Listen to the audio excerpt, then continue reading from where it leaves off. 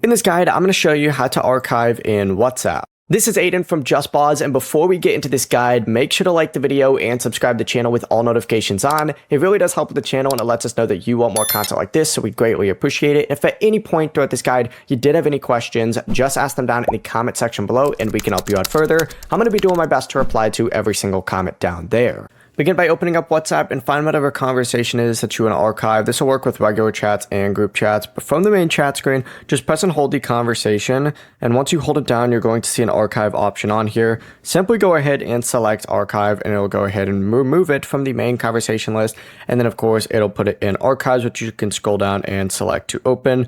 You can also just swipe to the left on whatever chat it might be and select archive as well. The process is as simple as that. Before you do leave, make sure to like the video and subscribe to the channel with all notifications on. It really does help with the channel, and it lets us know that you want more content like this. We'd greatly appreciate it. And if at any point throughout this guide you did have any questions, just ask them down in the comment section below, and we can help you out further. I'm going to be doing my best to reply to every single comment down there. Peace.